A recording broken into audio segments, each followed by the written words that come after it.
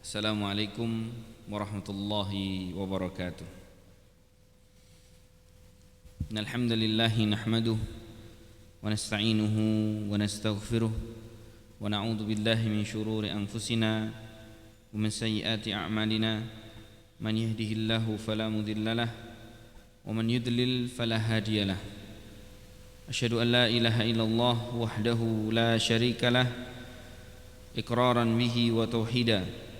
Wa asyhadu anna Muhammadan abduhu wa rasuluh sallallahu alaihi wa ala alihi wa ashabihi wa man sara ala nahjihi istanna bi sunnatihi ila yaumiddin wa sallama tasliman katsira wa mazida. Yaqulullahu ta'ala fi kitabihil aziz, ya ayyuhalladzina amanu taqullaha haqqa tuqatih wa la tamutunna illa wa antum muslimun. Ya ayyuhan nasu taqu rabbakumul ladzi khalaqakum min nafsin wahidah wa khalaqa minha zawjaha wa batha minhuma rijalan katsiran wa nisaa'a wattaqullaha alladzi tasaaluna bihi wal arham innallaha kana 'alaikum raqiba. Ya ayyuhalladzina amanu taqullaha wa qulu qawlan sadida yuslih lakum a'malakum wa yaghfir lakum dhunubakum wa may yuti'illaha wa rasulahu faqad faza fawzan 'azima. Amma ba'd, fa inna khairal kalami kalamullah wa khairal hadi hadi Muhammadin sallallahu alaihi wa ala alihi wasallam wa syarrul umuri muhdatsatuha fa inna kulla muhdatsatin fid dini bid'ah wa kulla bid'atin dhalalah wa kulla dhalalatin finnar. Ikhwani fid din, ma'asyiral muslimin wa akhwati, a'azzani Allah wa iyyakum jami'an. Di kesempatan siang hari ini kita bersyukur kepada Allah Subhanahu wa taala atas segala nikmat yang Allah berikan kepada kita. Alhamdulillah, di kesempatan kali ini kita dikumpulkan di bawah pohon di tempat yang sungguh rindang, yang tentu semua orang menginginkan kemudian kita semuanya adalah orang-orang yang nanti di surga Allah mendapatkan rindangnya pohon-pohon yang ada di sana dan rendahnya buah-buahan yang kemudian Allah tumbuhkan di surga Allah Subhanahu wa taala. Allah menyebutkan kutufuha daniyah, buah-buahan yang kemudian Allah siapkan ketika nanti kita berada di surga adalah buah-buahan yang rendah yang senantiasa kita bisa memetiknya kapan saja kita mau. Maka ini adalah harapan besar bagi kita semuanya untuk kita senantiasa dijauhkan oleh Allah Subhanahu wa taala, lalu kemudian dijauhkan oleh Allah Subhanahu wa taala dari api neraka dan dimasukkan ke dalam surga Allah Subhanahu wa taala. Pada kesempatan siang hari ini insyaallah taala kita akan membahas pembahasan yang sebenarnya ini seringkali dibahas oleh para duat, oleh para dai, oleh para guru, oleh semua orang-orang yang menginginkan untuk kemudian mencari solusi dalam semua dan problematika kehidupan mereka. Karena kita tahu hari ini siapapun orang yang kemudian hidup di atas muka bumi Allah, bahkan ketika dia berstatus seorang mukmin dan muslim, pasti akan kemudian Allah datangkan kepada mereka ujian dan juga imtihan dan ikhtibar. Oleh karena itu Allah Subhanahu wa taala pernah berfirman yang berbicara tentang spesifikasi betul atau sangat spesifik betul terkait tentang seorang mukmin itu pasti akan diuji oleh Allah Subhanahu wa taala. Allah Subhanahu wa taala berfirman, ahasiban nasu ayyutraku ayyaqulu amanna wa hum la yuftanun. Apakah mereka manusia yang beriman kemudian menyangka bahwasanya Allah tidak akan kemudian memberikan ujian kepada mereka? Maka kemudian jawabannya adalah tentu tidak. Allah Subhanahu wa taala akan memberikan dan kemudian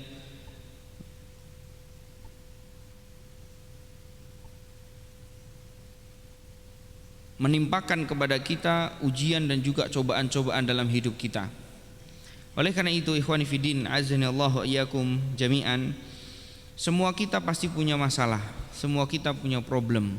Baik itu problem yang mungkin bersumber dari rumah tangga kita ataupun sumber masalah yang kemudian kita hadapi adalah dari sisi tetangga dan kerabat kita, atau bahkan masalah-masalah yang kita hadapi sangat seringkali kita dapatkan, yaitu masalah-masalah ekonomi yang sedang kita hadapi.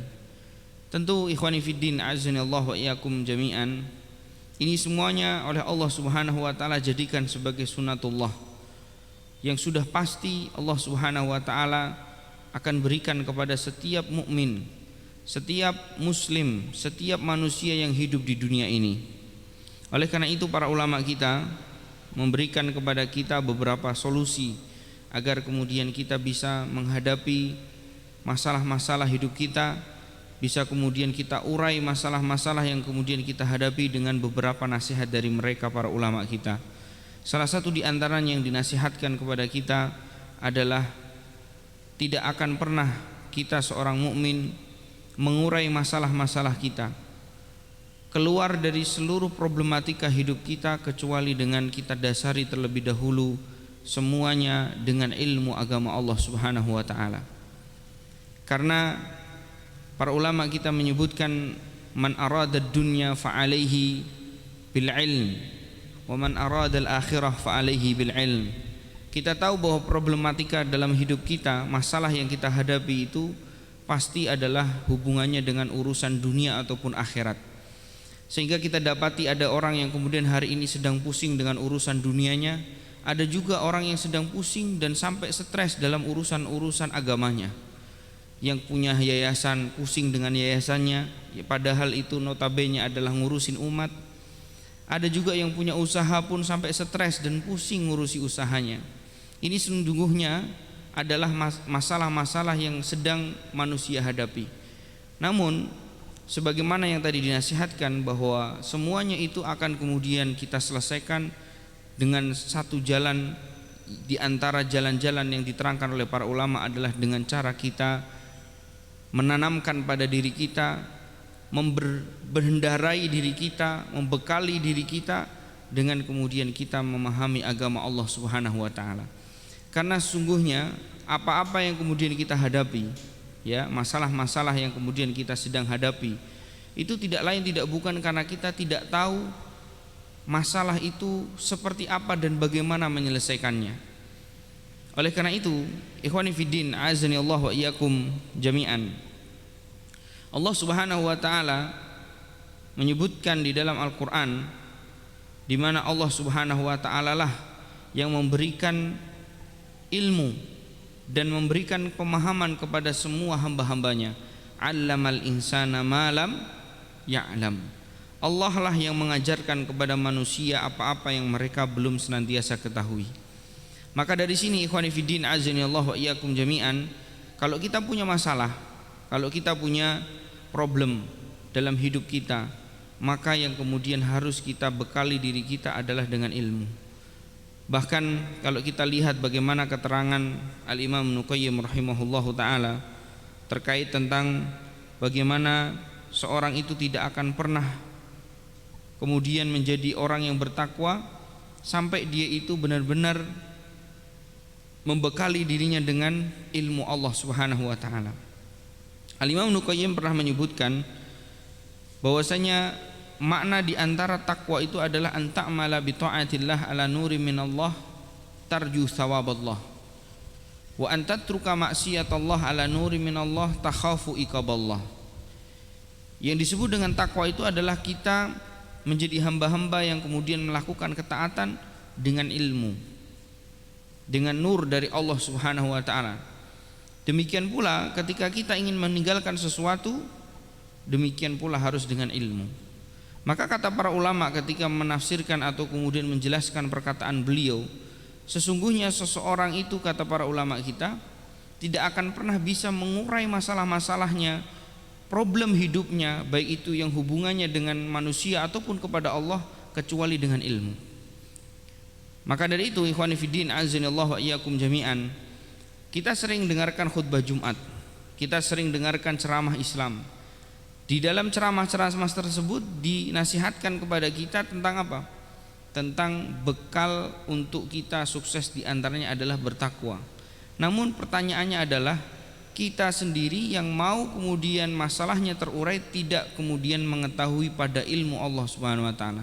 Sehingga bagaimana mungkin kita akan kemudian keluar dari masalah sedangkan kita tidak kemudian mengetahui apa-apa saja yang bisa mengurai masalah dan apa-apa saja yang mendatangkan masalah dalam hidup kita. Makanya tadi sebelum kemudian kita masuk kepada poin-poin yang dinasihatkan oleh para ulama untuk mengurai masalah-masalah kita, kita terlebih dahulu harus tahu alat untuk kemudian bisa mengetahui ya tentang bagaimana kita mengurai masalah, yaitu dengan cara kita berilmu agama Allah Subhanahu wa taala. Semua hidup kita ini harus didasari dengan ilmu. Sebagaimana ketika kemudian Al-Imam Al-Bukhari rahimahullah menafsirkan atau membuat tabwib dalam kitabnya beliau menyampaikan apa? Babun al-ilmu qabla qawli wal amal. Satu bab yang membahas terlebih dahulu untuk seorang mukmin berilmu sebelum kemudian dia berucap dan berbuat. Maka solusi yang pertama agar masalah kita kemudian terurai, problematika kita terselesaikan adalah dengan cara kita berilmu agama Allah Subhanahu wa taala. Makanya kalau ada orang yang kemudian mencari solusi masalah hidupnya dengan cara dia memberhentikan pengajian-pengajian yang dia ikuti selama ini, justru itu akan semakin merumitkan masalah dia. Ya, itu akan semakin merumitkan masalah dia. Karena apa? Semakin banyak hal yang dia kemudian tidak ketahui. Dan semakin banyak potensi-potensi yang sebenarnya masalah itu bisa terurai di majelis-majelis ilmu, kemudian tertutup karena apa? Karena dia tinggalkan majelis-majelis ilmu. Maka ikhwani fiddin azanillahu wa iyyakum jami'an, ini adalah poin pertama yang kemudian kita semuanya harus mengetahui. Siapapun orangnya yang ingin masalahnya terurai, masalahnya selesai, ya, walaupun kemudian selesai ini dalam tanda kutip, karena selesai satu masalah pasti akan ada masalah yang berikutnya. Sebagaimana Rasulullah SAW pernah ingatkan, seorang hamba itu idza nahasyahu hadza nahasyahu hadza, kata beliau. Mukmin itu kalau sudah selesai dari masalah yang satu, maka akan datang masalah berikutnya. Selesai lagi dari masalah yang berikutnya, akan datang masalah berikutnya. Itu yang diterangkan oleh Nabi. Namun berbeda dengan orang-orang yang membekali dirinya dengan ilmu. Ketika dia kemudian selesai dari satu masalah, kemudian dia menghadapi masalah berikutnya, sedang dia berilmu, sedang dia tahu koridor-koridor agama Allah Subhanahu wa taala, dia pun akan kemudian bersiap-siap dan bisa lalu kemudian diberikan kemampuan oleh Allah Subhanahu wa taala untuk menghadapi masalah berikutnya. Maka ikhwani fiddin azanillahu wa iyyakum jami'an, kemudian yang kedua poin di antara untuk kemudian kita seorang mukmin mendapatkan solusi dalam kehidupan kita dan bisa mengurai masalah-masalah kita adalah dengan cara kita sendiri seorang yang mendapatkan masalah tersebut untuk merubah diri.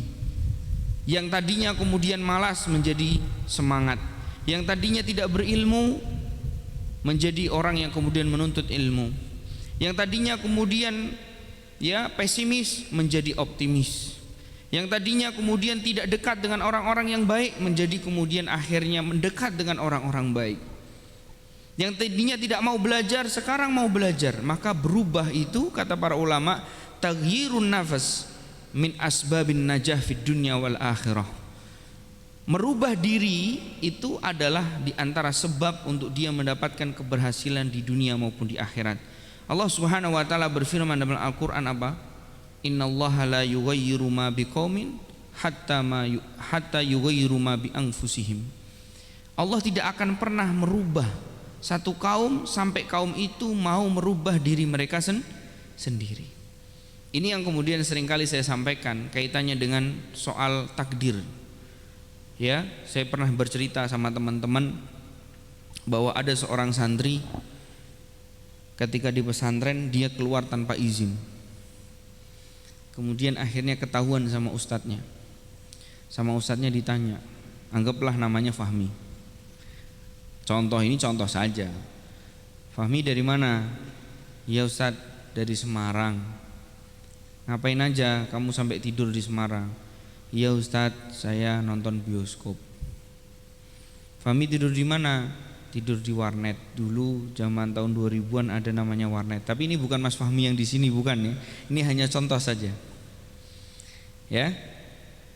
Kemudian terus kamu Apalagi pelanggarannya diantaranya disebutkan semua. Dia ngaku semua apa yang dia lakukan di Semarang. Setelah itu ustadznya pergi ke kantor, maksudnya ke lemarinya dia, ke meja kantornya beliau, kemudian mengambil sebuah kertas yang isinya adalah apa? Adalah surat pengakuan pelanggaran yang berkonsekuensi. Orang yang mentandatangani surat tersebut akan kemudian diberikan hukuman oleh pesantren. Ketika santri itu melihat bahwasanya surat pengakuan pelanggaran itu disodorkan kepadanya, santri ini spontanitas bicara kepada ustadznya, "Ustadz, kenapa saya tetap dihukum? Padahal kan saya ini sudah mengaku semua kesalahan saya." Kata ustadznya, "Kan Fahmi melanggar." Kata si Fahmi yang sana, ini contoh saja. Kenapa Mas Fahmi senyum-senyum? Ya, tapi mudah-mudahan Mas Fahmi nggak seperti itu.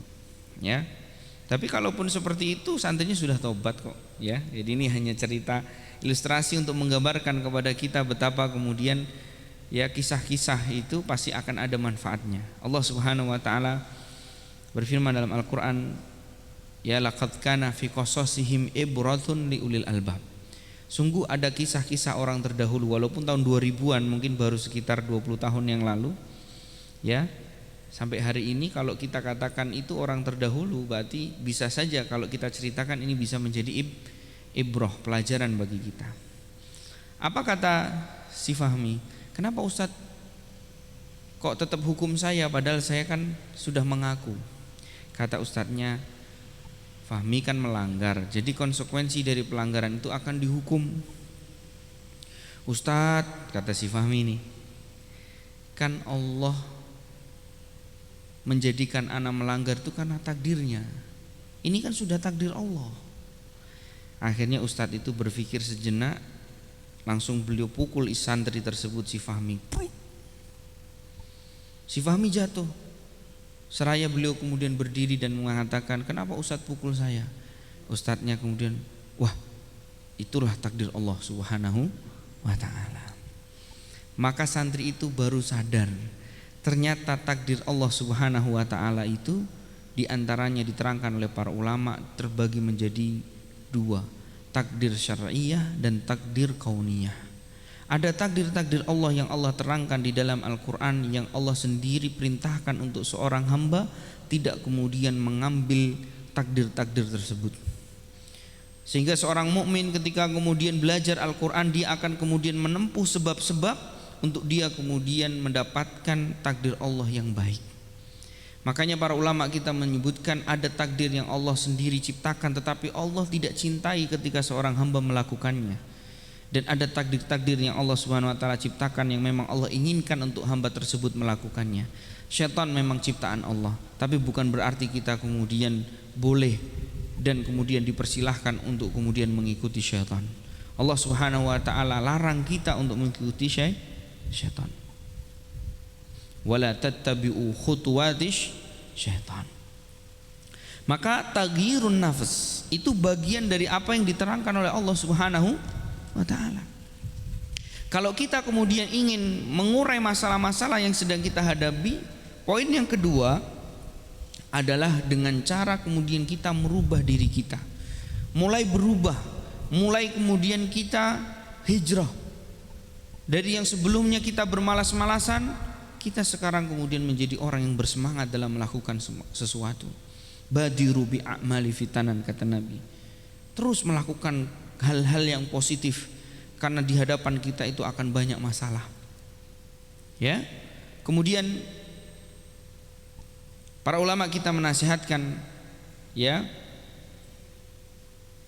merubah diri ini adalah memang telah diterangkan oleh Allah Subhanahu wa Ta'ala di dalam Al-Qur'an yang tadi sudah kita bacakan. Innallaha la yughayyiru ma biqaumin hatta yughayyiru ma bi anfusihim. Allah tidak akan merubah mereka sampai mereka kemudian mau berusaha untuk merubah diri mereka. Maka yang kemudian hari ini bermalas-malasan, ayo semangat. Yang hari ini putus asa, jangan putus asa, ayo semangat. Ini adalah di antara poin dan di antara sebab agar kita kemudian seorang mukmin terurai masalah-masalah yang sedang kita hadapi. Ada sebagian kita, Pak, ketika kemudian menghadapi istrinya yang cerewet, yang ngomel-ngomel, yang ruwet, yang apa-apa diatur, suami baru keluar setengah jam, di mana Nabi, sama siapa, bicaranya apa aja. Ini ada seperti itu. Maka kemudian kita jangan berputus asa, wis kadung wis dinikahi, ya bagaimana kemudian sekarang kita contohkan yang baik dan kita didik istri kita. Arahkan mereka, didik mereka, doakan mereka, bimbing mereka. Ya, jangan kemudian kita berputus asa, ya sudahlah tak ganti wae, tangel men dikandani. Ini juga enggak baik. Islam tidak mengajarkan yang demikian. Berusahalah dulu untuk kemudian kita merubah istri kita, bersemangat dalam kemudian melakukan hal-hal agar kemudian orang yang kemudian kita hadapi dari masalah-masalahnya terurai. Jangan putus asa, berubah. Oh, dulu kenapa kemudian dari dulu saya itu kok didominasi oleh istri saya? Karena dari dulu saya itu tidur-tiduran, yang kerja istri saya. Maka sekarang kamu jangan kerja, saya yang kerja. Kita ingat gak dengan apa yang ditafsirkan oleh Al-Imam Ibnu Katsir dan para ulama tafsir yang lainnya? Ketika kemudian Allah berbicara dalam Al-Quran, berfirman di dalamnya, Ar-rijalu qawwamuna 'alan nisa. Dikatakan rijal, laki-laki itu qawam atas perempuan, apa dasarnya? Ada 3 hal. Yang pertama adalah likamali dinihi. Laki-laki itu karena dikatakan qawam, pemimpin, pengambil kebijakan dan keputusan, karena mereka agamanya sempurna. Kita sholat sempurna tidak sebagaimana para wanita. Kita puasa Ramadan pun sempurna tidak sebagaimana para perempuan.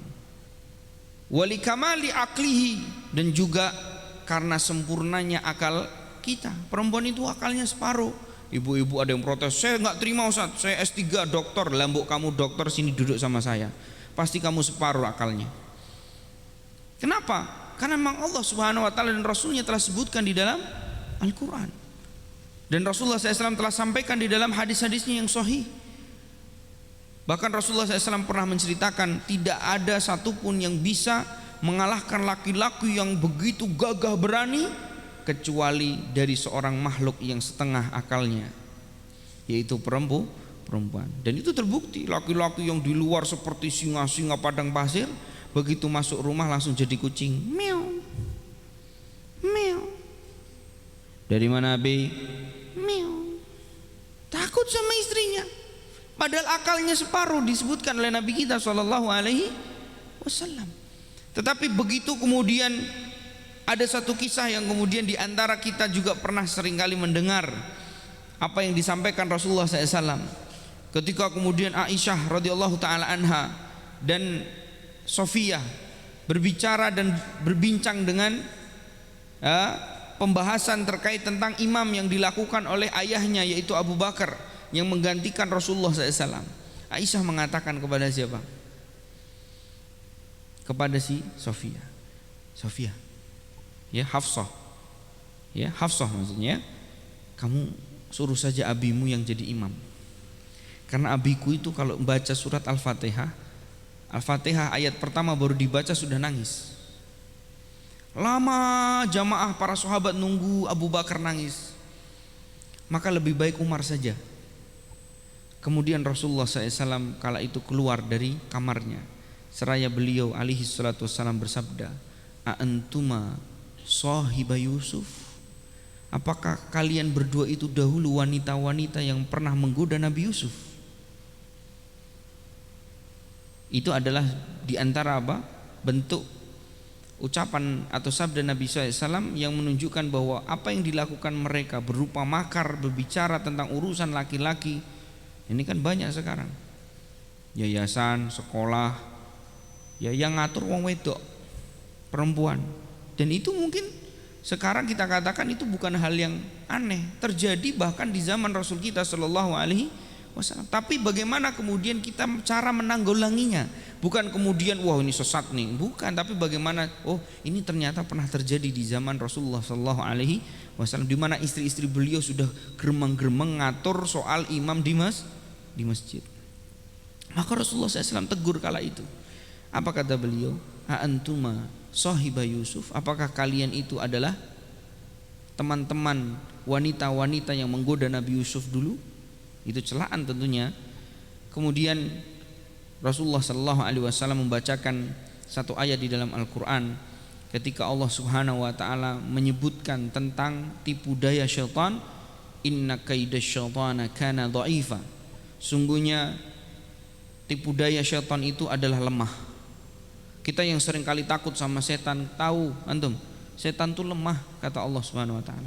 Oleh karena itu dalam hadis yang sahih, dalam tafsir Ibnu Katsir disebutkan ketika menafsirkan surah An-Nas, Rasulullah sallallahu alaihi wasallam pernah menyebutkan ketika ada seorang sahabat terjatuh lalu kemudian mengumpat dan mencela syaitan, maka kata Nabi SAW, jangan engkau cela syaitan, karena sungguhnya kalau engkau cela syaitan maka syaitan itu akan berbangga dan kemudian dia mengatakan, dengan kekuatanku maka orang itu bisa jatuh sehingga dia semakin besar.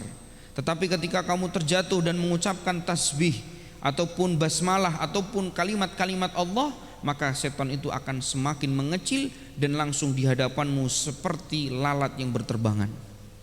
Itu disebutkan oleh Nabi kita sallallahu alaihi wasallam. Makanya disebutkan oleh Nabi SAW apa? Inna kaidasyaitana kana dha'ifa. Tipu daya syaitan itu lemah. Tapi begitu berbicara tentang perempuan, inna kaidahunna azim. Tipu dayanya ibu-ibu itu begitu mengerikan, sehingga betul kalau bapak-bapak masuk rumah kayak kucing wajar. Makanya kita yang laki-laki butuh belajar ilmu agama biar betul-betul di luar maupun di dalam rumah menjadi singa-singa padang pasir. Jangan kemudian bermuka dua. Saya kira singa ternyata pus meong, gitu kan? Mas Fahmi ketawa. Taib. Jadi ini ikhwani fiddin, azanillahu wa iyyakum jami'an. Yang kedua dari poin yang tadi sudah saya panjang lebar jabarkan adalah terkait tentang bagaimana kalau kita punya masalah, apa solusi dan cara kita mengurai masalah tersebut.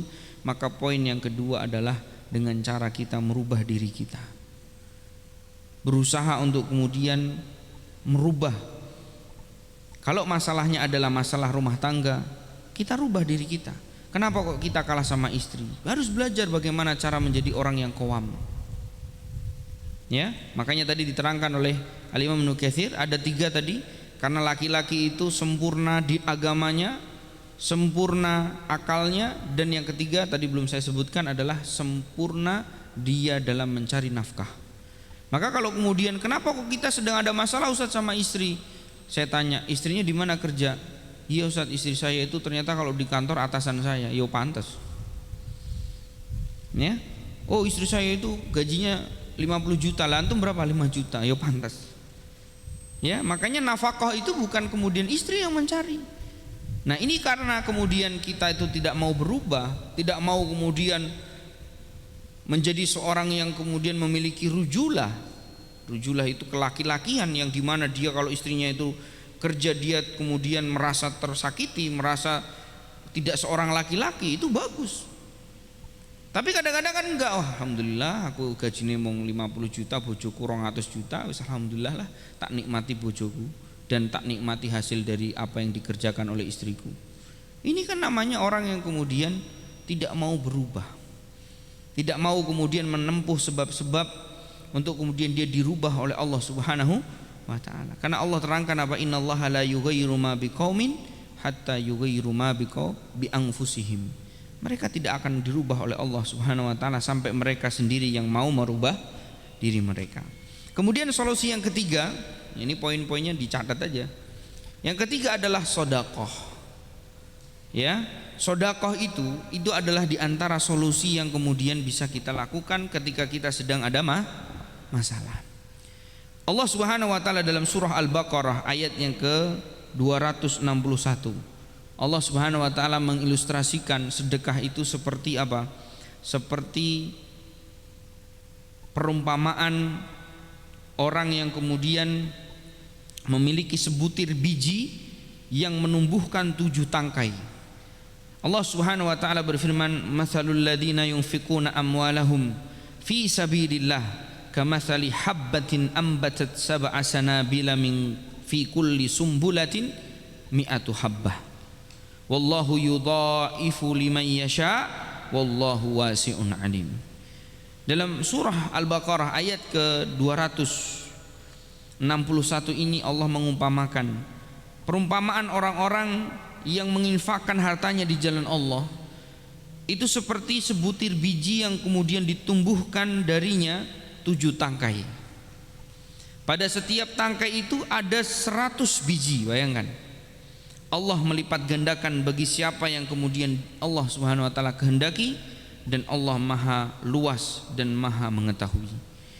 Ayat ini betul-betul mengingatkan kepada kita semua bahwa sedekah itu memang adalah solusi. Tapi sedang kita bicarakan bukan masalah ekonomi. Kadang ada orang yang fulus banyak duitnya, masalahnya dengan istrinya. Fulus banyak duitnya, masalahnya dengan anaknya. Fulusnya banyak, tapi masalahnya dengan apa? Dengan kesehatannya. Fulusnya banyak, masalahnya dengan apa? Dengan hal-hal yang mungkin orang-orang yang tidak punya duit itu tidak pernah kemudian mengalaminya. Ya, jadi kita sedang tidak bicara dengan orang yang sedang punya masalah dengan ekonomi, ya, paham ya? Tapi orang-orang yang kemudian punya masalah selain dari masalah ekonomi, sedang mereka kemudian punya banyak harta atau kemudian kecukupan harta, solusinya adalah sedekah. Ya, sedekah. Bahkan kata para ulama, saya kemudian sampaikan, terkadang orang yang tidak punya uang pun ketika dia punya masalah adalah masalah ekonomi, dia bisa bersedekah. Dengan cara apa? Ustaz, orang hidup apa-apa pak disedekah ke apa? Gimana caranya? Rasulullah SAW pernah bersabda ketika didatangi oleh sahabat-sahabat yang notabene mereka adalah orang-orang miskin dari golongan para sahabat. Maka Rasulullah Muhammad SAW dikatakan kepadanya, "Dhahaba ahlud duthur bil ujur ya Rasulullah." Sungguh enak ya orang-orang, atau sungguh nikmatnya para sahabat yang mereka kaya dan memiliki harta yang melimpah. Mereka begitu meninggalkan kita, banyak pahalanya dari Allah disebabkan karena harta-harta mereka. Kata mereka para sahabat yang miskin mengatakan, yusalluna kama nusalli. Mereka itu salat sebagaimana kami salat. Wa yasumuna kama nasum. Mereka puasa sebagaimana kami juga puasa.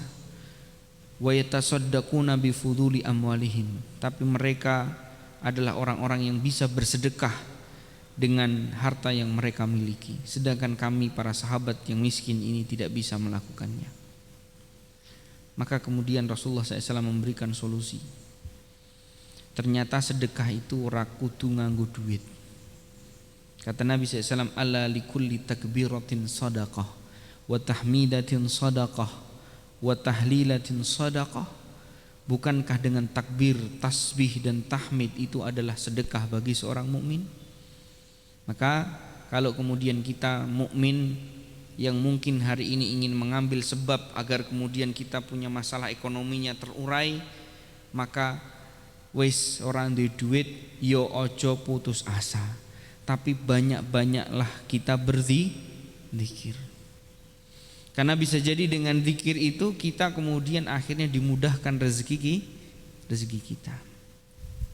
Ya, kalau tadi kemudian ada yang punya masalah problem kesehatan, dia banyak duitnya, sedekahin. Agar apa? Agar kemudian masalah-masalahnya terurai. Ya.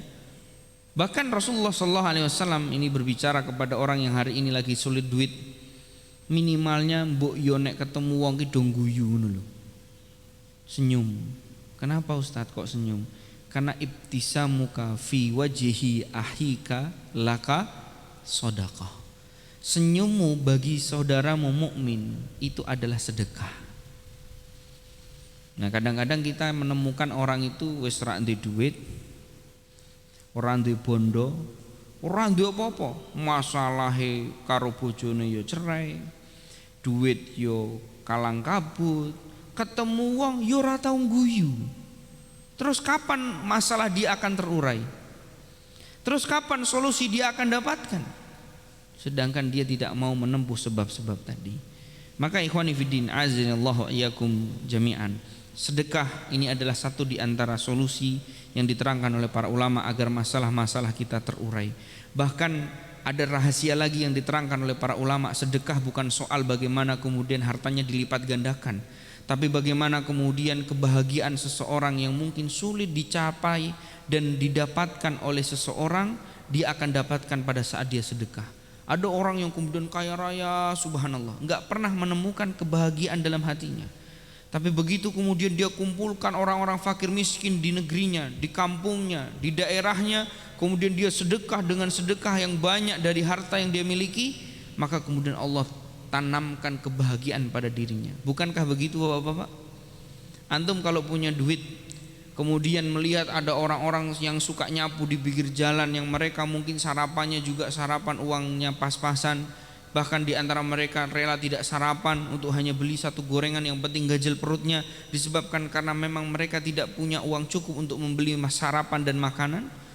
Cobalah Bapak kemudian sekarang beli nasi-nasi bungkus, kumpulkan nasi-nasi itu, kumpulkan makanan-makanan itu, berikan kepada mereka, kasih mereka makan. Coba kalau kemudian kita melihat orang-orang yang kemudian kita berikan makanan tadi, kemudian mereka sumringah dan bahagia dengan makanan yang kita berikan, kok kemudian kita tidak bahagia, menunjukkan hati kita mungkin mati, Pak. Saya yakin semua kita ketika kemudian melihat ada orang-orang yang bahagia dengan sedekah kita, pasti kita pun ikut bahagia. Maka dari itu, ikhwani fiddin azanillahu wa iyyakum jami'an, di antara solusi yang disampaikan oleh para ulama kita untuk kemudian kita bisa mengurai masalah-masalah kita, yaitu dengan cara sedekah. Kemudian poin selanjutnya adalah dengan cara kita asyukru lillahi azza wajal, yaitu bersyukur kepada Allah subhanahu wa ta'ala. Ya, kita punya masalah apa saja, kalau kita itu bersyukur, insya Allah kita akan menjadi orang-orang yang bisa dengan mudah mengurai masalah kita. Orang yang hari ini tidak punya tangan, orang yang hari ini tidak punya rumah, orang yang hari ini tidak punya kesehatan, orang yang hari ini tidak punya istri, orang yang hari ini tidak punya anak, itu semua problem dalam kehidupan mereka. Tapi kalau kita lihat, ketika kita bersyukur, ini adalah solusi utama di antara hal-hal yang diutamakan oleh para ulama. Salah satu di antara yang disebutkan oleh para ulama kita, yaitu dari riwayat Al-Imam Ibnu Hibban dalam kitabnya Ats-Tsiqat, di mana beliau menceritakan cerita yang sangat fenomenal untuk kita dengarkan, yang mungkin sebagian kita pun pernah mendengar kisah itu. Kisah dari seorang yang bernama Abu Kilabah Al-Jarmi. Hadis ini diriwayatkan oleh Abdullah ibnu Muhammad, seorang tabi'in. Kala itu beliau menceritakan perjalanan beliau menuju ke Mesir. Sesampainya di kota Mesir, belum masuk ke kota, baru di pinggiran kota Mesir, dia dapati ada seorang yang kemudian apa? Didapati oleh Abdullah ibnu Muhammad, dahabat yadah, tangannya nggak ada. Yang nggak punya tangan dengarkan kisah ini. Wa dhahabat rijlah, kakinya nggak ada. Yang kemudian kakinya nggak ada, dengarkan kisah ini. Wa thaqula sam'uhu wa basaruh, bahkan telinga dan matanya itu pun rusak. Siapa yang hari ini tidak bisa melihat, dengarkan ini. Siapa yang hari ini tidak bisa melihat, maka dengarkan apa yang kemudian diceritakan oleh Al-Imam Ibnu Hibban dari riwayat Abdullah ibnu Muhammad. Ketika kemudian Abdullah bin Muhammad melihat ada sosok yang tidak punya tangan dan tidak punya kaki, telinga dan matanya rusak, kita bisa bayangkan orang ini tinggal di sebuah tenda, yang tendanya itu sudah rusak, tidak ada istrinya, tidak ada anaknya di sana. Berarti kalau kemudian ada di antara kita tidak punya istri, berarti orang ini sudah mewakili penderitaan orang yang tidak punya istri. Kalau kemudian kita punya masalah tak kunjung selesai, yaitu menanti-nantikan anak keturunan, maka kita lihat orang ini pun mewakili dari musibah yang mungkin sebagian di antara kita mengalaminya. Lihat, kondisi ini adalah kondisi yang mewakili seluruh orang yang kemudian hari ini berkeluh kesah. Ekonomi, dia pun tinggal di sebuah tenda, tidak mungkin dia orang kaya. Tapi lihat, begitu kemudian Abdullah bin Muhammad masuk ke dalam tenda itu, ternyata Abdullah bin Muhammad masih mendengar ucapan yang sangat luar biasa diucapkan oleh orang tersebut. Apa kata Abu Kilabah Al-Jarmi, yaitu sosok manusia tadi? Beliau mengatakan, Allahumma auzi'ni an ashkura ni'mataka allati an'amta alayya wa an faddaltani ala katsirin mimman khalaqta tafdila.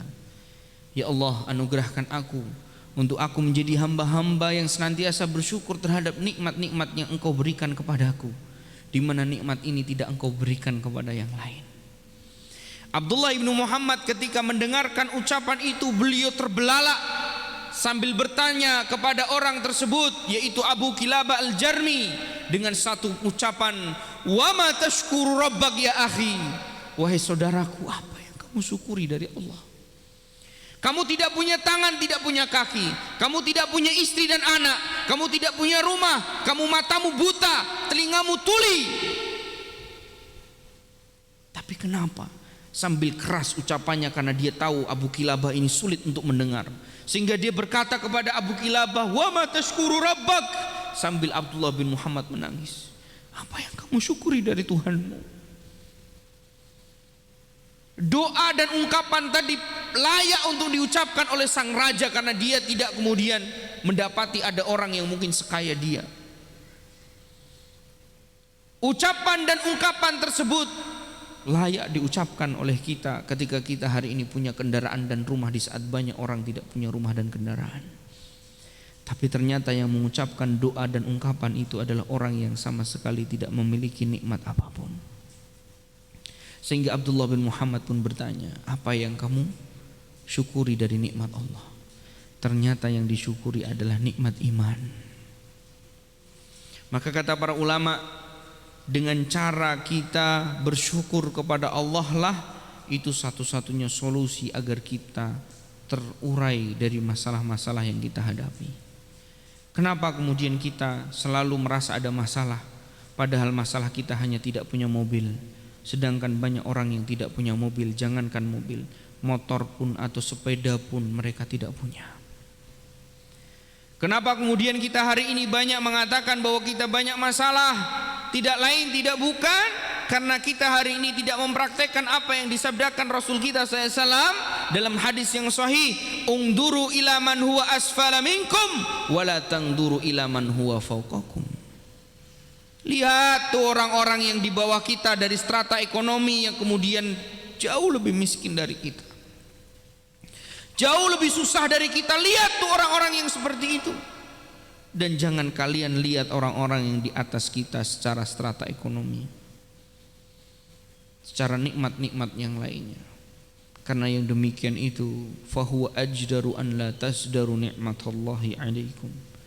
Karena yang demikian itu akan menjadikan kita lebih bersyukur. Kalau kita ngelihatnya orang-orang miskin, orang kaya enggak, udah orang kaya sudah, orang kaya, yang miskin sekarang saya harus lihat. Sehingga yang demikian itu akan menjadikan kita tidak meremehkan nikmat Allah.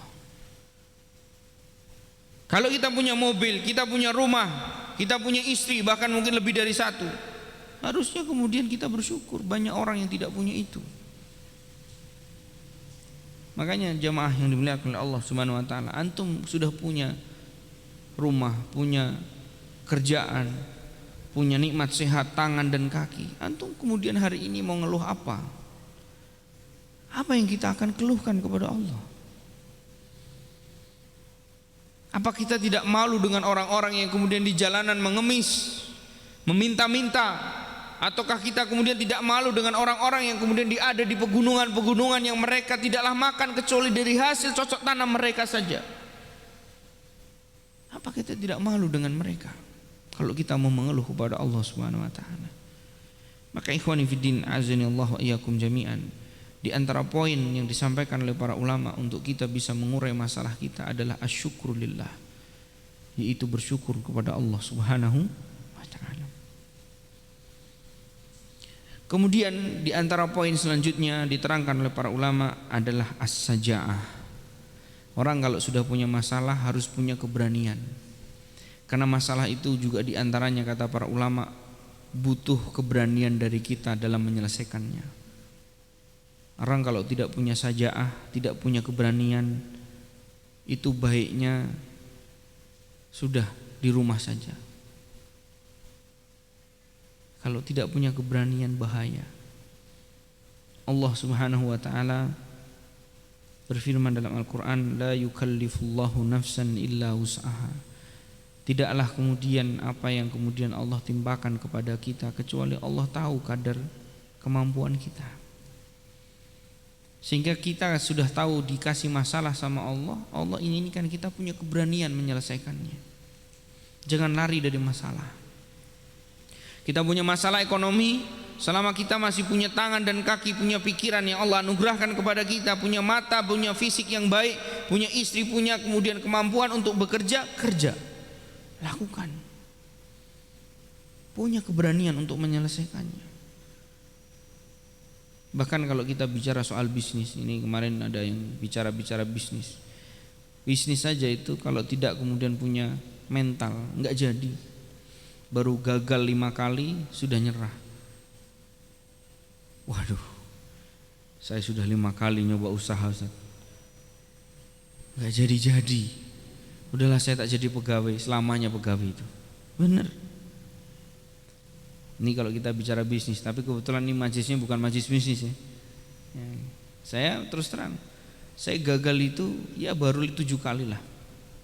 Pernah jualan baju, pernah jualan es krim. Nanti jangan bayangkan jual es krim nyewa tempat, jualan es krim keliling naik motor. Dari mana Ustaz es krimnya? Bukan kulaan, bikin sendiri es putar, tahu kan tuh? Itu pernah kita jalani. Pernah jualan cilok, pernah jualan rujak, pernah jualan pop es tak blender. Masya Allah. Karena hakikatnya kita butuh keberanian dalam menyelesaikan masalah. Karena Ustaz kenapa dulu begitu? Ya karena saya punya masalah ekonomi. Maka kita harus berani menyelesaikan masalah-masalah kita dengan kemudian mentalitas yang Allah Subhanahu wa taala berikan kepada kita, yaitu syaja'ah, keberanian. Karena tidaklah kemudian Allah uji kita kecuali Allah tahu dengan kadar kemampuan kita. Kemudian di antara yang selanjutnya yang diterangkan oleh para ulama, ana ngisi pengajian sambil ditemani semut-semut, Masya Allah, alhamdulillah.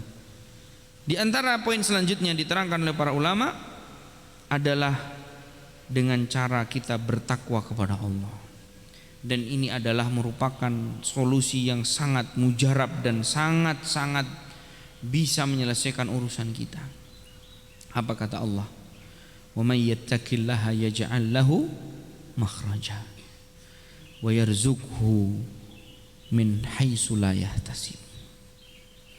Barang siapa yang senantiasa bertakwa kepada Allah, Allah akan berikan solusi-solusi kehidupan dia, dan bahkan Allah akan memberikan rezeki kepada dia dari arah yang dia tidak sangka-sangka.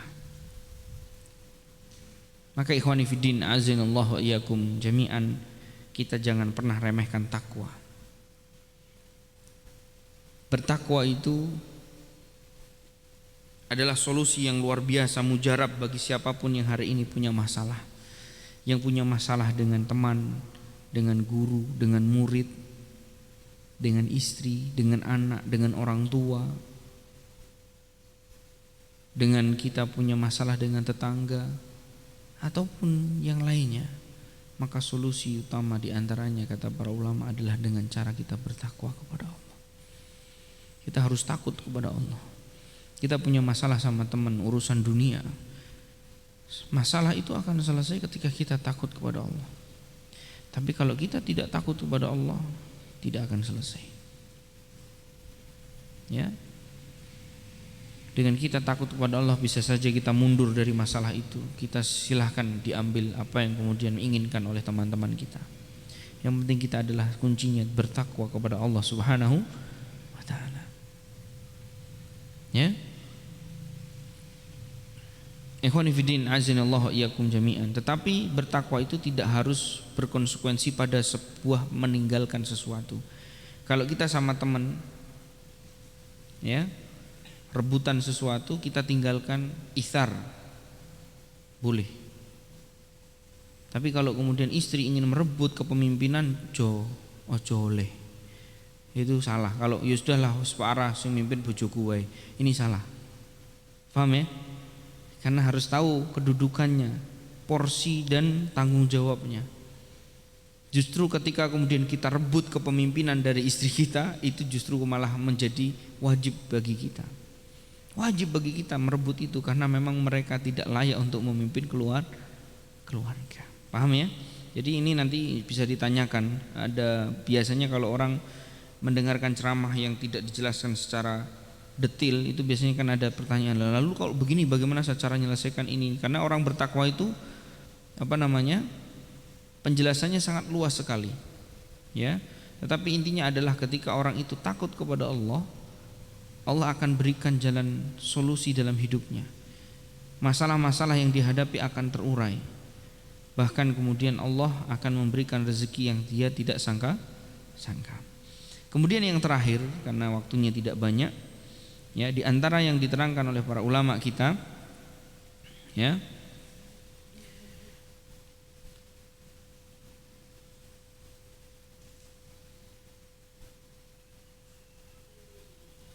di antara yang diterangkan oleh para ulama kita adalah sebagai solusi untuk kemudian kita bisa mengurai masalah-masalah hidup kita adalah dengan cara doa.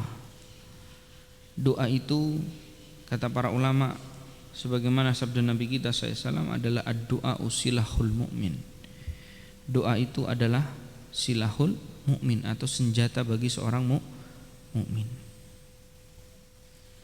Bahkan disebutkan dalam hadis yang lainnya wala yaruddul qada illa doa. Tidak ada yang bisa kemudian menjadi penghalang atau merubah qada dan qadar Allah kecuali doa. Maksudnya gimana Ustaz? Maksudnya adalah doa itu yang bisa merubah qada dan qadar Allah, walaupun perubahannya itu tidak kita ketahui. Bisa jadi Allah Subhanahu wa taala telah menetapkan kepada kita untuk kita kemudian mendapatkan kecelakaan, tapi dengan sebab doa kita mendapatkan keselamatan. Bisa jadi Allah takdirkan untuk kita waliyadzubillah kesengsaraan, tetapi dengan kita berdoa agar terhindar dari kesengsaraan kepada Allah Subhanahu wa taala, maka kemudian Allah takdirkan orang tersebut atau kita termasuk orang-orang yang tidak mendapatkan kesengsaraan. Ya, jadi doa itu adalah apa teman-teman? Silahul mukmin, senjata bagi seorang mukmin, dan juga doa itu satu-satunya yang bisa merubah qada dan qadar Allah Subhanahu wa taala. Ustaz, bagaimana dengan hadis yang menerangkan rufi'atil aqlam wa jaffatis suhuf? Mungkin ada yang bertanya itu. Ustaz, bukankah takdir Allah itu sudah ditetapkan sejak sebelum diciptakannya manusia? Dan rufi'atul aqlam, penanya sudah diangkat, wajaffatis suhuf, dan tulisan takdir-takdir Allah itu sudah kering. Bagaimana sikap kita terhadap tadi? Kok katanya bisa berubah? Takdir Allah itu bisa berubah. Maka kita lihat, antum berdoa itu takdir Allah bukan? Takdir Allah. Tetapi kalau kita renungkan, kita bisa nggak kemudian hari ini memilih untuk kita berdoa dan tidak berdoa? Nah itu dia. Itulah di antara rahmat Allah Subhanahu wa taala yang Allah berikan kepada kita begitu luas. Kita dijadikan oleh Allah tidak tahu apa yang ditakdirkan, baik itu baik maupun buruk oleh Allah sejak ribuan tahun yang lalu, sehingga kemudian kita sebagai seorang mukmin dengan kita belajar agama, kita tahu apa-apa saja yang bisa kemudian kita lakukan agar kita kemudian mendapatkan keberhasilan dan keselamatan.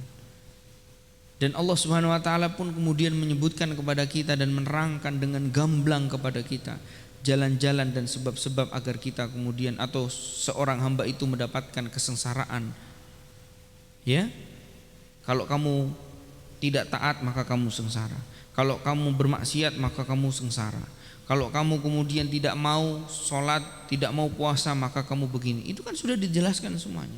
Maka itu pilihan bagi kita semua. Maka ikhwani fiddin azani Allah wa iyyakum jami'an, itu sedikit beberapa yang saya terangkan terkait tentang doa.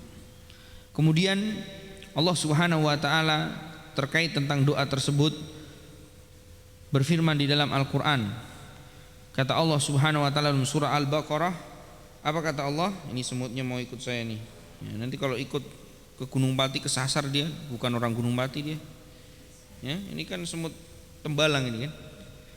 Ya. Masya Allah. Apa kata Allah Subhanahu wa taala dalam Al-Qur'an?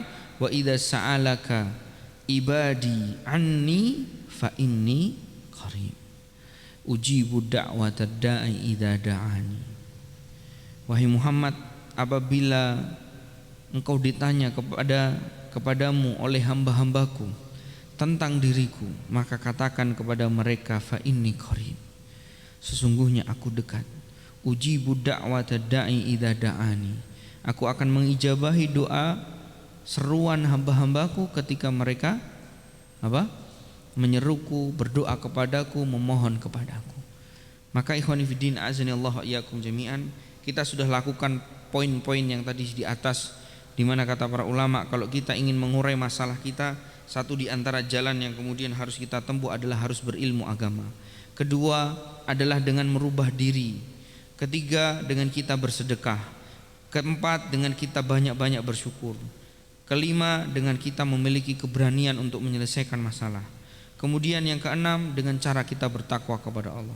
Dan yang ketujuh adalah dengan kita berdoa kepada Allah Subhanahu wa ta'ala. Maka ikhwani fiddin azanallahu wa iyyakum jami'an, kita harus kemudian juga hari ini tahu konsep doa itu sendiri. Sebagian kita kan yang penting doa-doa saja kan. Tapi sebenarnya dalam ayat ini sudah disebutkan tentang konsep doanya. Apa kata Allah Subhanahu wa taala? Falyastajibuli wal yu'minu bi la'allahum yarshudun. Ayat tersebut mengisyaratkan kepada kita sehingga para ulama membuat satu kaidah besar. Apa kata para ulama? Al-ijabatu biqadril istijabah. Jawaban pengabulan doa seorang hamba kepada Allah itu adalah tergantung pada kesungguhan hamba tersebut dalam menyambut perintah-perintah Allah dan meninggalkan larangan-larangannya. Paham ya di sini? Ada sebagian di antara kita berdoa, Ustaz saya doa terus, tapi kalau malam antum kemana? Ya saya kalau malam jam 2 masih bangun. Sebelumnya kemana? Ya saya dugem. Saya di kafe, saya maksiat. Tapi kan saya berdoa, katanya kalau dengan doa kita selesai masalahnya, dikabulkan. Tapi Allah inginkan untuk kita kemudian apa? Fal yastajibuli, mereka mengiyakan, menjadi hamba-hamba yang taat kepada Allah, untuk kemudian mereka mendapatkan ijabah dakwah atau doa-doa dan permintaan serta permohonan mereka kepada Allah. Jadi ada konsekuensinya kalau kita ingin dikabulkan doanya, ya kita harus jadi orang-orang yang taat. Jadi orang-orang yang benar menyambut sambutan seruan-seruan Allah Subhanahu wa taala dengan penyambutan yang sukacita. Allahu akbar, Allahu akbar, Allahu akbar, Allahu akbar, adzan. Tapi masih main komputer, padahal dia sedang masalahnya banyak. Main HP, ngobrol sama teman, masalahnya masih banyak dia, tapi tidak langsung menyambut Allah Subhanahu wa taala. Terus kapan mau selesai urusannya? Maka ini adalah pelajaran bagi kita semua. Ya. Kemudian dalam doa juga diterangkan dalam hadis yang lainnya, Rasulullah SAW bersabda, pernah kemudian beliau menceritakan ada seorang yang kemudian as'as aghbar yamuddu yadayhi ila sama. Ada orang yang kemudian dalam yutilus safar, melakukan perjalanan jauh, dan perjalanan jauh ini adalah merupakan di antara sebab dikabulkannya doa. Ada 3, ya, dakwatun la syakka fihinna. Ada 3 doa yang tidak diragukan diijabahi oleh Allah Subhanahu wa taala, yaitu doaul walid li auladihi, yaitu doanya orang tua untuk anaknya. Maka doa orang tua untuk anaknya itu mandi. Ojo main-main, anaknya nakal langsung dasar anak durhaka. Omongan seperti ini bisa mandi, Pak. Hati-hati. Jadi kalau anak itu senakal apapun, lisannya dijaga. Karena ini doa yang tidak akan pernah tidak ada penghalang antara dirinya dengan Allah Subhanahu wa taala. Kemudian doa al-musafir, yaitu doanya orang musafir, melakukan perjalanan jauh. Makanya kalau kita sedang safar banyak-banyak doa. Kemudian yang ketiga adalah dakwatul madlum, yaitu doanya orang yang dizalimi. Laisa bainahu wa bainallah hijab. Tidak ada antara dirinya dengan Allah itu penghalang. Nah, Rasulullah SAW menyebutkan orang ini sebenarnya punya potensi untuk kemudian doanya itu dikabulkan. Bagaimana tidak? Dia yutilus safar, dia melakukan perjalanan yang jauh. As aghbar, bahkan kondisinya adalah kondisi yang compang-camping. Orang kalau dahulu melakukan safar itu bagaimana, Pak? Compang-camping. Sebagaimana orang yang kemudian diterangkan di dalam Al-Quran seperti nabi-nabi Allah Subhanahu wa Ta'ala, di antaranya mereka bertawasul kepada Allah dengan kondisi mereka yang sangat membutuhkan. Ini seperti doanya siapa? Nabi Ayub. Inni masaniyadzur wa anta arhamur rahimin. Aku sedang dapat masalah, aku sedang susah. Maka kemudian beliau mengharap arhamar rahiminnya Allah Subhanahu wa Ta'ala. Maka kata para ulama, at-tawassul bi dha'f wal faqr itu adalah diantara agar kemudian doa kita diijabahi oleh Allah Subhanahu wa Ta'ala. Nah, orang ini punya dua. Yang pertama tadi apa? Melakukan perjalanan jauh. Yang kedua, dia compang-camping, berarti dia orang fakir. Dia sedang sangat membutuhkan. Yamuddu yadaihi ila sama. Masya Allah, gigit ini. Ya, dia angkat tangannya ke langit. Dan itu diantara raf'ul yad min asbabi istijabati doa, kata para ulama. Kalau orang berdoa, ya Allah, kunjaluk suki Allah, angkat tangannya. Ya Allah, Allah ya Ghani, ya Razzaq, Allahumma rzuqni. Angkat tangan kita. Tapi mengangkat tangan itu ada kaidahnya dalam beribadah. Ya, ingat Rasulullah SAW mengajarkan dalam setiap ibadah itu cara-cara beribadah. Boleh enggak seorang khatib ketika innallaha wa malaikatahu yusholluna 'alan nabi ya ayyuhalladzina amanu shollu 'alaihi wasallimu taslima. Allahumma sholli 'ala Muhammad wa 'ala ali Muhammad. Boleh enggak? Enggak boleh. Itu dilarang dalam Islam. Yang boleh bagaimana? Ini. Ya, bahwa tata cara dalam ibadah harus lihat bagaimana kemudian konsep dalam beribadah. Jadi bukan berarti mengangkat tangan itu kemudian dibolehkan dalam setiap saat, tidak. Di khutbah Jumat malah justru enggak boleh. Paham ya? Nah, tapi diterangkan oleh para ulama bahwa raf'ul yad itu min asbabi istijabati doa. Mengangkat tangan itu adalah sebab untuk kemudian apa? Doa kita diijabah. Kemudian dia menyebut ya Rabbi ya Rabbi. Dia menyebut nama-nama Allah. Rabbul alamin, Rabb alam semesta. Ya Rabbi ya Rabbi. Berarti dia punya apa? Punya sebab dikabulkannya doa berapa? Ada berapa? Yang pertama tadi tentang dia melakukan perjalanan jauh, yaitu safar. Kedua, dia orang fakir. Ketiga, dia mengangkat tangan. Keempat, dia menyebut nama-nama Allah. Allah Subhanahu wa taala menerangkan nama-nama Allah ini sangat husna. Allah Subhanahu wa taala menyebutkan walillahil asmaul husna fad'uuhu biha. Maka kita diperintahkan untuk meminta kepada Allah dengan nama-namanya yang husna tadi. Berarti 4 potensi orang sebab untuk doanya dikabulkan itu besar sekali. Ini terkumpul dalam satu momentum dia minta kepada Allah. Tapi lihat, Rasulullah SAW menyebutkan famat'amuhu haram wa mashrabuhu haram, ya, wa malbasuhu haram wa hudiya bil haram fa anna yustajabulah. Namun perlu diketahui bahwa ternyata makanannya makanan yang haram, pakaiannya pakaian yang haram, ya, kemudian seluruh hidupnya dipenuhi dengan perkara-perkara yang haram. Maka Rasulullah SAW mengatakan fa anna yustajabulah, bagaimana mungkin Allah akan mengijabahi doanya. Maka kalau kita tahu bahwa poin yang ketujuh di antara cara untuk kita mengurai masalah dengan cara kita berdoa, seorang mukmin harus memperhatikan sudahkah doa kita terlepas dari penghalang-penghalang doa Nah, penghalang-penghalang doa itu tadi makanan haram, pakaian haram. Pakaian kok bisa haram? Memang dimakan, belinya dari harta haram. Minuman haram, minumnya air mineral pun mereknya merek muslim pun, mereknya merek yang kemudian yang punya pabriknya muslim pun, kalau membelinya dengan cara yang keliru yaitu dari harta yang haram, maka hakikatnya minuman itu minuman yang haram. Fa anna yustajabulah, mana bagaimana mungkin Allah akan mengijabahi doa-doa orang tersebut. Maka inilah diantara 7 poin yang diterangkan oleh para ulama kita agar kemudian masalah-masalah yang sedang kita hadapi terurai. Ya, sekarang saya mau tanya, ada berapa Pak? Ada berapa? Ada 7. Yang pertama, dengan berilmu. Kedua, merubah diri. Ketiga, sedekah.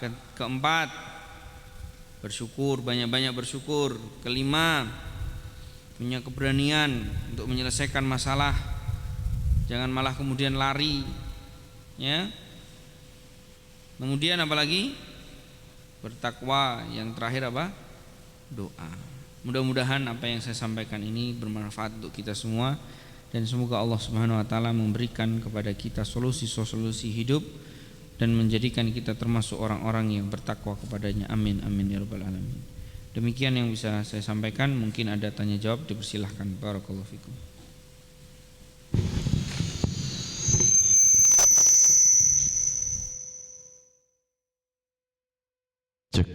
Bismillah. Untuk teman-teman ada yang mau ditanyakan mungkin langsung. Oh, monggo. Pak Rudi.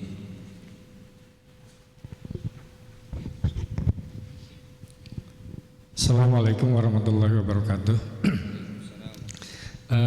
Yang ingin saya tanyakan Ustadz, kaitan yang 7 itu kan berkenaan dengan amalan hati ya. Terutama dalam rangka menata hati ini, bagaimana kita mencintai Allah, takut pada Allah, kemudian berharap pada Allah gitu. Kadang mungkin kita doa tapi hati ini masih belum sepenuhnya gitu Tad.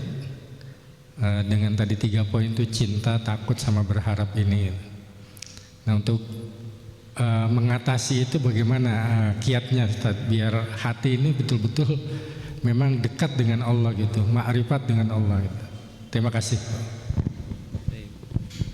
Satu-satunya solusi yang bisa kemudian kita lakukan terkait bagaimana cara mengumpulkan kecintaan kita kepada Allah, takutnya kita kepada Allah, dan harapnya kita kepada Allah adalah dengan kita belajar ilmu agama. Itu solusi yang paling utama.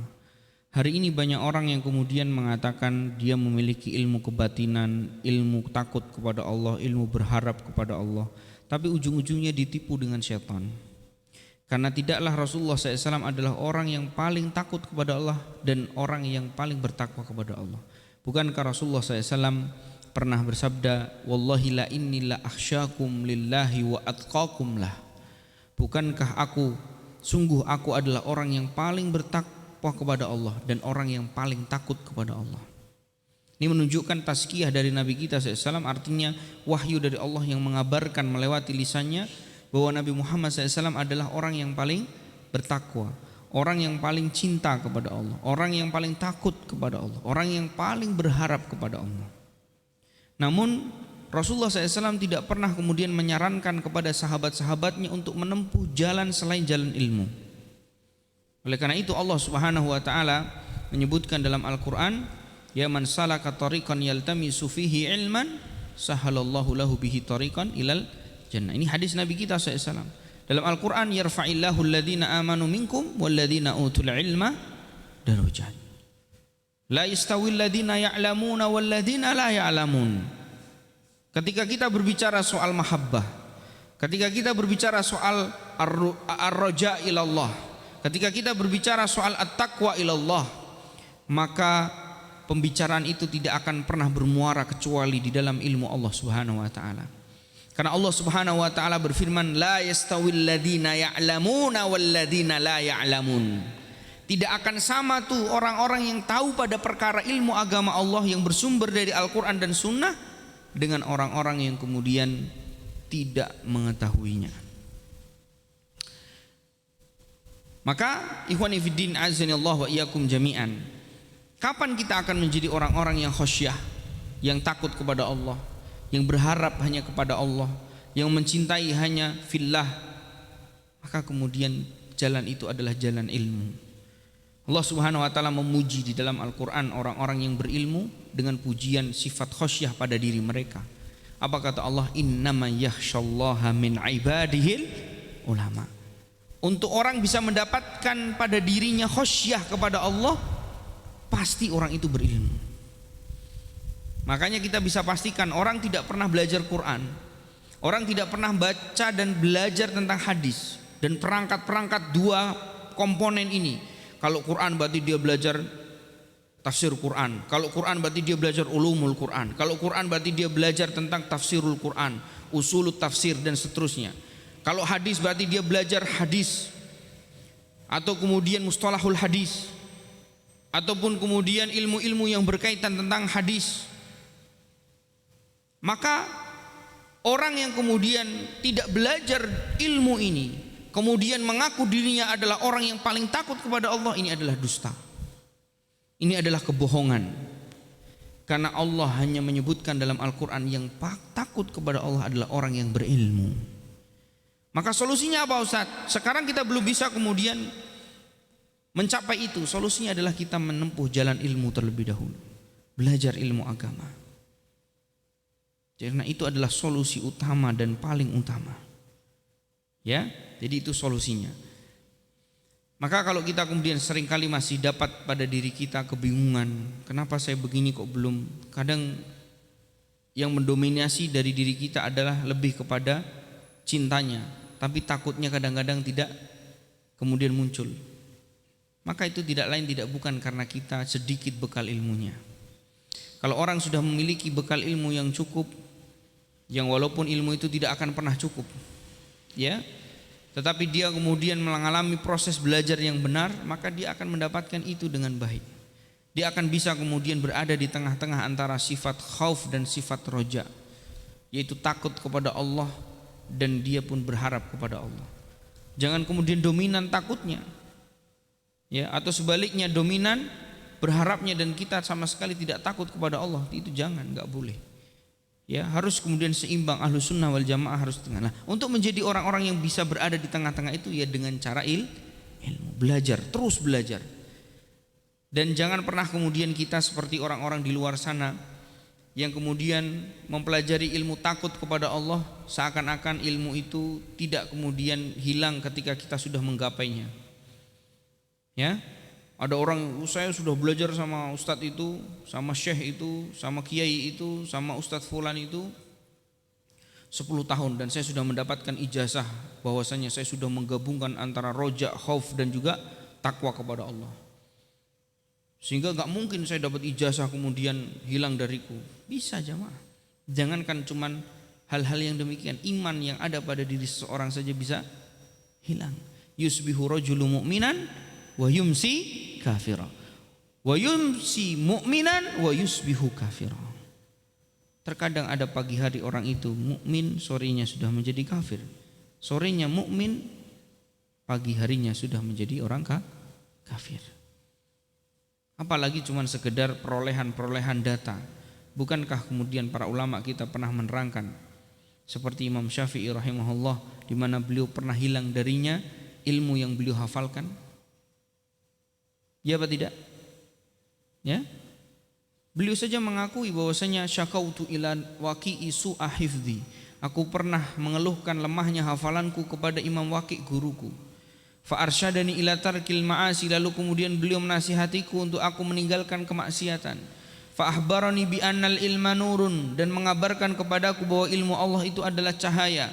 Wa nurullahu la yuhda lil 'asi, dan cahaya Allah itu tidak akan pernah sampai pada hati orang yang bermaksiat. Jadi ilmu itu bukan kemudian satu pencapaian sebagaimana yang diterangkan oleh para YouTuber atau kemudian yang diupload di YouTube. bahwasanya antum tidak akan pernah mencapai derajatku karena saya sudah bertapa sekian bulan di sana dan seterusnya. Ini ya. Atau kemudian ilmu-ilmu yang kemudian di luar dari koridor-koridor Islam di mana dia mengaku melihat Nabi, ya. Atau kemudian dia menjelaskan bahwa Nabi mendatangiku dalam keadaan aku tersadar ataupun aku dalam keadaan ya sedang duduk, kemudian aku didatangi oleh Nabi dan seterusnya. Ini adalah kebohongan, kedustaan. Ya. Jadi ilmu yang benar yang bersumber dari Al-Qur'an dan Sunnah adalah bagaimana kemudian kita menjadi hamba-hamba yang menuntut ilmu agama Allah yang bersumber dari Al-Qur'an dan Sunnah dengan pemahaman para sahabat salaful ummah. Untuk apa? Untuk kemudian kita mendapatkan predikat ilmu yang hakiki, yaitu kita senantiasa takut kepada Allah dengan data-data ilmu yang bersumber dari dua ya firman Allah Subhanahu wa taala tersebut, yaitu Al-Qur'an dan sabda Nabi kita SAW yang merupakan wahyu dari Allah Subhanahu wa taala. Wallahu taala a'lam bishawab. Ustaz, saya belum dapat predikat itu. Insya Allah pelan-pelan nanti satu ketika kita akan kemudian diberikan kemudahan oleh Allah untuk memiliki sifat-sifat tersebut manakala kita terus menjadi hamba-hamba yang menuntut ilmu agama Allah. Wallahu taala a'lam bishawab. Tafadhal yang lain.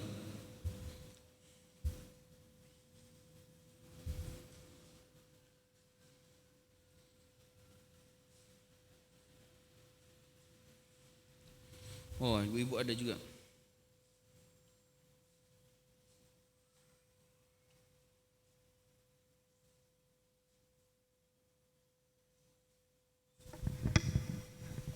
Oh, dipencet ya, dipencet ya.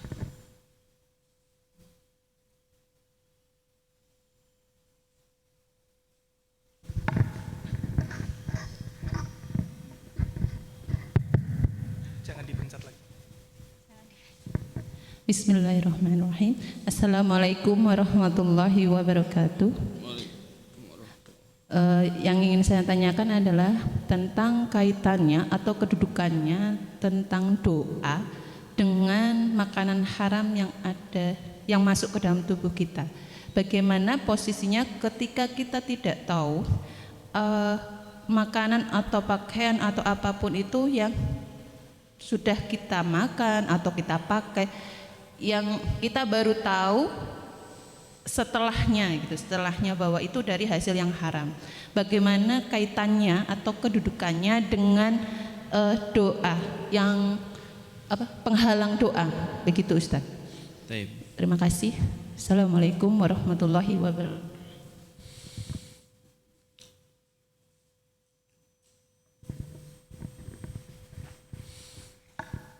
Yang pertama, pertanyaannya kurang lengkap ya.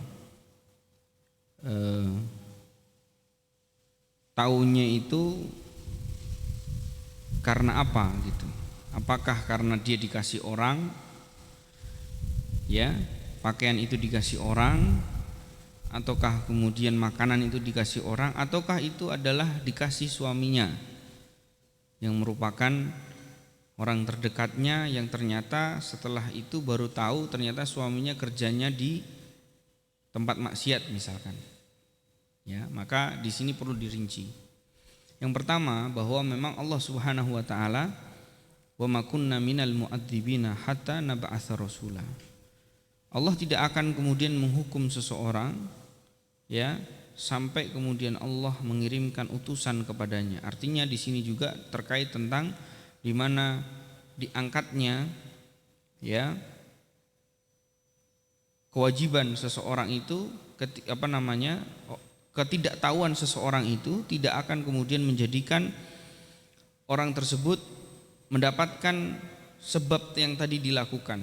Jadi kalau kemudian orang tersebut adalah misalkan tidak sengaja atau diberi tetangga ya makanan yang hasil dari makanan tersebut sebenarnya uangnya adalah uang haram, dia diberikan misalkan oleh tetangganya makan kue lapis misalkan, kita tidak tahu, yang jelas kita dapatkan dari tetangga yang kemudian memberikan hadiah kepada kita, maka kita katakan ini tidak kemudian insya Allah menjadi penghalang doa kita, karena yang kemudian kita dapatkan dengan cara yang halal, yaitu diberi oleh tetangga.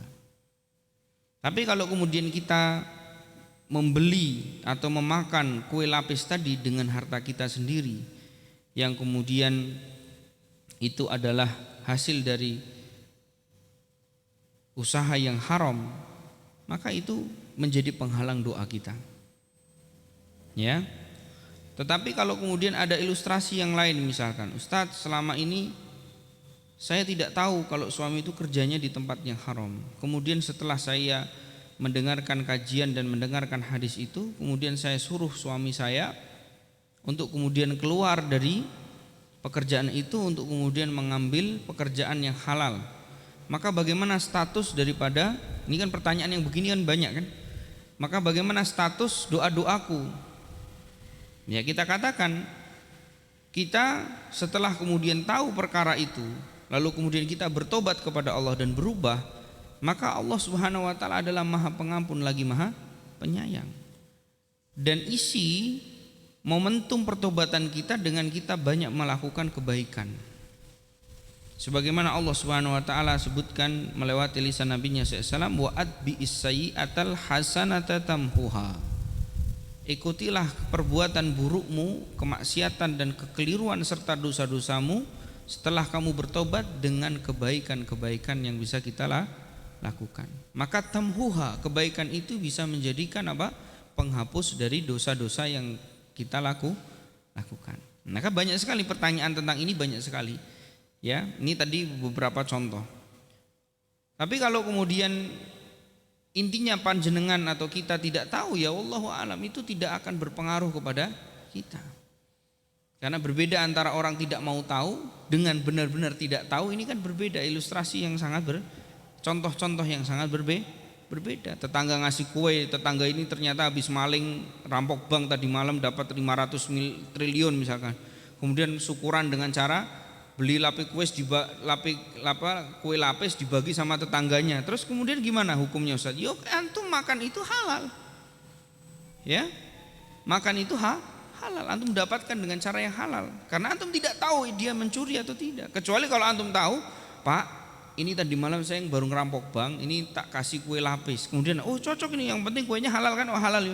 Ini namanya haram. Paham ya? Kalau tidak tahu, maka tidak mengapa. Ya. Tapi kalau sudah tahu, ada satu contoh dari Abu Bakar As-Siddiq, ya, di mana beliau pernah memuntahkan makanan yang sudah masuk. Saking hati-hatinya Abu Bakar As-Siddiq terhadap apa yang disampaikan hadis Nabi kita Shallallahu Alaihi Wasallam. Ustadz, itu sudah 2 hari yang lalu, masa saya mau harus muntahkan nanti yang keluar yang lain? Nah, ini beda lagi. Dalam bertakwa kepada Allah, fattaqullaha mastata'tum. Jangan sampai kita wala tulqu bi aidikum ila tahlukah, kata Allah. Jangan kita jerumuskan diri kita sampai pada lubang-lubang, ya, kerusakan. Ya. Pokoknya saya harus operasi. Tolong dok, ambil kue lapis itu dari perut saya. Ini juga enggak boleh. Ini namanya kita malah merusak diri kita sendiri. Bertakwalah kepada Allah, takutlah kepada Allah, tapi bukan cara-cara yang seperti itu. Nah, nanti kalau dokternya, waduh, makanan yang 2 hari yang lalu ini sudah masuk ke darah, kuras semua darah saya, begitu? Kan ya tidak. Ya, makanya ini tidak bisa kemudian kita perlakukan seperti itu. Jadi pertanyaan ibu tadi sebenarnya masih banyak cabangnya. Ya, tapi saya tidak tahu ilustrasinya seperti apa. Intinya kalau tidak tahu, insya Allah tidak berpengaruh ke doa-doa kita. Wallahu ta'ala a'lam bishawab. Tafadhol, yang lain.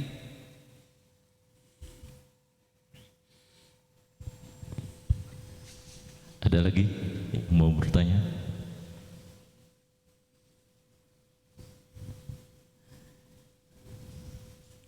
Ada? Oke. Jika tidak ada, ini tinggal beberapa menit lagi kumandang azan asar ya. Suaranya Mas Fahmi sudah kayak IO kelas apa namanya? Pembawa acara kelas berat. Insyaallah. Monggo, ada yang mau bertanya lagi? Informasi buat teman-teman sekitar yang ada di Banyumanik dan Tembalang, insya Allah kajian ilmu ini akan kita rutinkan sebulan sekali. Kemudian ada juga ruang bincang saudagar, insya Allah sebulan sekali. Buat teman-teman atau tetangga-tetangga sekalian yang ingin menghadiri kajian ilmu ini silahkan datang, silahkan masuk, karena ini terbuka untuk umum. Kajian ilmu seperti ini kami berharap teman-teman lebih mengenal lagi ilmu agama dan sunnah-sunnahnya. Demikian. Mungkin ada teman-teman lagi yang mau bertanya? Tidak. Silakan Ustaz. Sudah? Sudah. Kelas? Ya. Kita akhiri dengan doa kafaratul majlis. Subhanakallah bihamdika asyhadu an la ilaha illa anta astaghfiruka wa atubu ilaik. Wassalamualaikum warahmatullahi wabarakatuh.